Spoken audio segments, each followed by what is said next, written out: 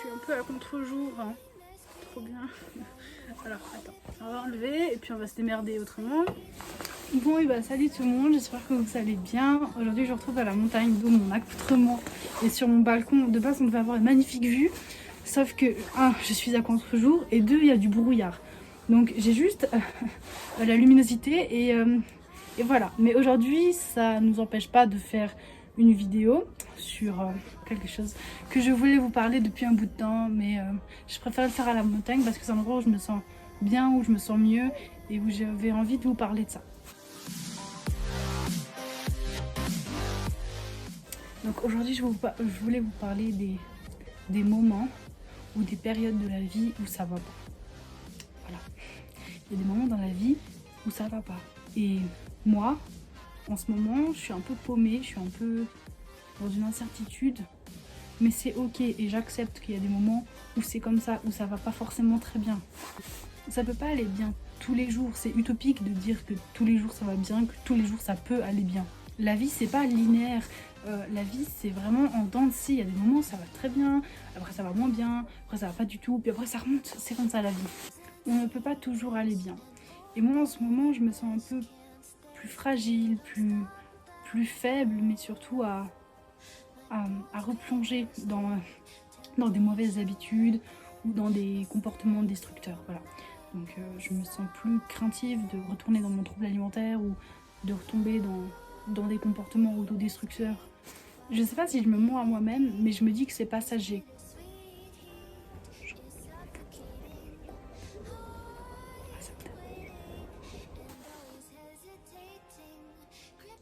Donc je sais pas si je me mens à moi-même dans le sens que c'est passager parce que moi j'ai pas envie de prendre tout ou comment dire, dès qu'il y a un petit truc, se dire ah non ça va pas, c'est plus qu'une mauvaise période, c'est genre tu replonges, j'ai pas envie d'amplifier les choses, donc je me dis que c'est passager et en tout cas je l'espère car maintenant aussi genre, j'ai les clés et je sais retourner dans le bon chemin entre guillemets, enfin ouais je sais comment retourner à l'amour. Mais même si je sais que je vais ou que je peux aller mieux, j'ai peur. Et c'est normal d'avoir peur, genre on a tous peur dans la vie. Même si on sait qu'on peut aller mieux, on peut avoir peur de remonter la pente. Ou de justement rechuter. Parce que j'ai peur de rechuter, ou j'ai peur de recommencer à être dans un cercle vicieux, peur d'être mal, d'être malade. Donc voilà. Et là je vais citer un auteur que j'aime beaucoup qui s'appelle Neale Donald Walsch, qui dit que la peur c'est l'énergie qui contracte, qui renferme, qui cache, qui entasse et qui blesse. Et c'est vrai, je me sens exactement ainsi quand je vais pas bien, je me sens contractée, je me sens refermée et renfermée, je me sens blessée. Et j'ai des blessures qui remontent en ce moment, j'ai mes blessures qui remontent. On pourrait dire que mes cicatrices elles sont plus fragiles, qu'elles sont plus aptes à se rouvrir. Mais il faut savoir et il faut retourner à l'amour car, comme le dit Neale Donald Walsch, l'amour c'est l'énergie qui s'étend, qui s'ouvre, qui envoie, qui reste, qui révèle, qui partage et qui guérit. Dans la vie, on fait soit les choses par peur, soit par amour. Ce sont ces deux énergies qui nous guident et lorsqu'on vit dans la peur, donc lorsqu'on vit dans la peur, on attire des situations qui enferment, qui reflètent la peur, qui blessent. Mais lorsqu'on vit dans l'amour, lorsqu'on vibre l'amour, on est dans une énergie guérisseuse qui s'ouvre et qui s'étend. L'amour est expansif, la peur est restrictive. Pourquoi ?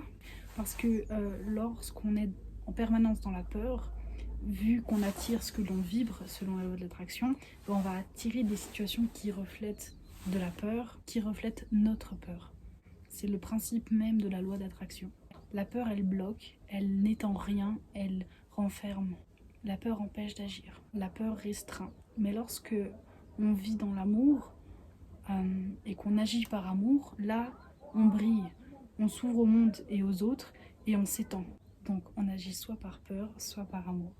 Tout ce qui est l'angoisse, la joie, la colère, ça c'est des émotions, en fait, c'est comme des sous-émotions, ça découle de l'amour et de la peur. Ce sont des sous-émotions qui ressemblent à aux deux polarités qui sont la peur et l'amour.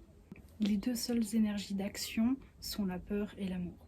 Donc puisque je t'ai dit que je sais comment retourner à l'amour et que on peut toujours y retourner si on a certaines clés, bah tu me diras, bah vas-y, retourne à l'amour, c'est facile. Mais détrompe-toi, c'est pas si facile que ça en fait. L'amour, ça peut faire peur. Autant dans les relations, des fois on peut avoir peur d'être aimé parce qu'on a été blessé, autant de s'aimer soi-même ou de retourner dans l'amour, ça peut faire peur. Donc aujourd'hui, pour tous ceux qui sont dans la même situation que moi, pas forcément maintenant, mais je vais te donner quelques conseils, quelques clés pour pouvoir aller mieux, pour retourner à l'amour gentiment sans que ça fasse peur. Donc la première chose que je te conseille de faire, c'est de méditer, de revenir dans son corps, de faire le vide mentalement, de se concentrer sur sa respiration, sur son souffle et de prendre conscience de ce qui se passe dans sa tête, de ses pensées, en fait, prendre conscience de ses pensées. C'est important et ça fait du bien à soi-même et ça détend. Je me gèle, j'ai plus envie. Tu vois, par exemple, moi là je suis à la montagne, je pourrais méditer devant les montagnes, t'es pas obligé de fermer les yeux, mais juste de concentrer sur la respiration et de prendre conscience de tes pensées, qu'elles soient positives ou négatives. Faut pas se juger, faut juste prendre conscience de tes pensées. Tu peux aussi travailler sur la gratitude, donc le fait de remercier la vie pour ce que tu as, pour ce qu'elle te donne. De tous les jours prendre un moment pour dire ah voilà, aujourd'hui j'ai de la gratitude d'avoir fait ci, d'avoir fait ça, d'avoir vu telle personne. Tu vois, c'est simple, dans le fond c'est simple, mais on a du mal à le faire. Je suis sûre que tu peux trouver au moins 5 choses de bien que tu as fait aujourd'hui. Par exemple, moi je vais faire cet exercice avec toi, moi je le fais tous les soirs avant de dormir. Donc aujourd'hui j'ai de la gratitude d'avoir fait du ski. Voilà, je suis allée skier, c'était super, j'ai de la gratitude qu'il ait fait beau, même s'il n'a pas fait beau toute la journée, j'ai de la gratitude qu'il ait fait beau. J'ai de la gratitude d'être en bonne santé, de pouvoir faire du ski, enfin voilà, d'être à la montagne. J'ai de la gratitude parce que mon copain il va nous rejoindre dans à peine 2 heures, donc je suis contente qu'il vienne passer un moment à la montagne avec moi et ma famille. Et j'ai de la gratitude aussi parce que à midi j'ai mangé un bon sandwich, voilà, et une bonne soupe et c'était cool. Tu vois, c'est tout con mais c'est des bons trucs, c'est des bons trucs. Autre chose que tu peux faire pour aller mieux, puis pour te reconnecter à toi et aller dans l'amour, c'est de manger sainement et de manger ce que tu aimes, donc te faire plaisir tout en faisant en sorte que ton alimentation reste saine pour avoir une bonne énergie. Enfin, les gens réduisent l'amour de soi à ça et sous-estiment ça dans la vie de tous les jours. C'est le fait de prendre soin de soi. Donc se parler bien, pas se dire t'es un gros nul, genre, ou s'insulter dès qu'on fait un truc de con, parce qu'on peut vraiment être très méchant avec soi-même. Donc il faut être gentil avec soi, se traiter comme un enfant, être bienveillant et tolérant. Voilà, vraiment. Moi des fois je fais un truc bête et tout de suite je m'insulte, mais faut pas faire ça, genre c'est pas comme ça qu'on devrait se parler. Et là il y a le brouillard qui revient et genre ça me déprime. Prendre soin de soi, c'est aussi revenir dans son corps, donc via des automassages, de la danse, du yoga. En fait, il faut se mettre en mouvement, mettre du mouvement dans sa vie, dans son corps, pour revenir dans son corps. La gratitude pour son corps, c'est important. Donc voilà, aujourd'hui, j'ai la gratitude que mon corps, il ait pu faire cette activité physique qui est quand même assez exigeante, qui est le ski. Que j'ai pu, voilà, bouger, utiliser mes jambes, mes bras. Savoir se dire je t'aime, se dire je t'aime devant le miroir ou juste je t'aime comme tu es, mais c'est magnifique, c'est plus que prendre soin de soi, mais c'est déjà un bon bout. Avoir un rendez-vous avec soi-même, donc aller au resto, aller faire une promenade ou aller faire un massage, je ne sais où, mais prendre un rendez-vous avec soi-même pour être avec soi, comme si on était avec quelqu'un d'autre, mais juste avec soi. Fais quelque chose de spécial, mais avec toi-même.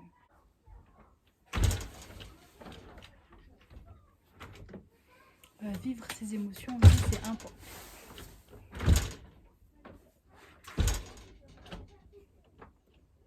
Vivre ses émotions aussi, c'est important. Voilà, quand on ressent de la colère ou de la peur, ouais, ou de la tristesse, c'est des émotions qu'on a du mal à extérioriser, la colère et la tristesse. Il faut vraiment réussir à vivre cette colère et cette tristesse et pas la renfouler. Et puis faire au moins une chose qu'on aime vraiment faire dans la journée. Donc tu prends 10-15 minutes à faire quelque chose que tu aimes vraiment faire. Si tu adores la lecture, bah lis un livre pendant au moins 15 minutes, fais quelque chose que tu aimes vraiment faire une fois par jour. Je te conseille aussi de pas faire ton téléphone au réveil parce que c'est vraiment des énergies négatives. Donc d'aller sur Insta, d'aller sur les réseaux où tu vois tout de suite les bad news et que ouais, t'es imprégné dès le matin, dès le réveil de tout ça, je te conseille pas. Regarde-le au moins 1 heure après le réveil, 1 heure après être debout. Ouais, mais pas tout de suite au réveil. Il y a tout le monde qui fait ça, je sais, mais c'est vraiment pas une bonne manière de commencer la journée et d'être dans des bonnes vibes pour la suite. Faut aussi voir des gens, faut s'aérer, avoir une vie sociale, même si on va pas bien, ça fait du bien d'aller se vider la tête, de parler à une amie de tout et de rien, mais aussi des choses qui vont pas. Avoir une vie sociale, c'est vraiment important quand ça va pas. Enfin, oui, après, tu me diras, ah, mais il y a des amis qui sont là que quand ça va bien. Ouais, bah du coup, c'est pas des vrais amis en fait. Il y a les gens qui sont là quand ça va et quand ça va pas, ça c'est des vrais amis. Et ouais, des fois quand ça va pas, t'as juste besoin d'eux pour parler de rien du tout, juste des trucs futiles, mais ça fait du bien. Donc voir des gens, avoir une vie sociale quand ça va pas, c'est vraiment très important. Je te conseille aussi le journaling, le fait d'écrire ce qui se passe en soi, de comment on se sent, de qu'est-ce qui se passe dans notre tête, de vraiment se vider la tête, mais en écrivant. Le faire tous les jours, franchement, c'est un conseil que je peux donner. Fais ça tous les jours et dis vraiment ce que tu ressens sur la feuille. Après, la feuille, tu peux soit la garder, soit la jeter, c'est comme tu veux. Vider les pensées sur la feuille. Vider les pensées négatives ou positives aussi, pour se concentrer sur ce qui compte vraiment. Je te conseille aussi de lire des choses qui te font du bien. Pas d'aller tout le temps sur les infos qui sont pleines de bad news, mais de lire vraiment des trucs positifs ou que tu aimes. Moi en ce moment je lis ce livre là que j'aime beaucoup. C'est pas un placement de produit, c'est un livre qui est sorti il y a genre 5-10 ans. Et là ma mère, mais elle me l'a prêté et j'aime beaucoup, genre c'est du développement personnel donc ça me plaît, mais voilà, c'est positif. Je te conseille aussi de te reconnecter avec la nature, de faire par exemple des balades en forêt, de partir en montagne, d'aller faire une balade dans un parc. Tu peux te reconnecter à la nature de plein de manières. Fais du sport aussi, fais-toi du bien, défoule-toi, dépasse-toi, alimente le bien-être physique et le bien-être mental aussi. Donc ce sont plein de petites actions qui m'aident vraiment quand ça va pas et que j'essaye de mettre en place en ce moment. Ça peut aussi t'aider, bien sûr, hein. On doit faire ça avec amour et non pas par peur, parce que voilà, si je te conseille de faire du sport puis que tu fais le sport par peur de prendre du gras ou de prendre du poids, c'est pas par amour, ça c'est par peur. Mais si tu le fais par amour pour ton corps, de pouvoir bouger, courir, danser, faire du ski, là c'est avec la bonne énergie que tu fais les choses. J'espère que cette vidéo elle aura pu t'aider. Si tu as des questions, n'hésite pas à me les poser dans les commentaires. J'y répondrai avec grand plaisir. En attendant, je te fais plein de gros bisous et à très vite. Salut!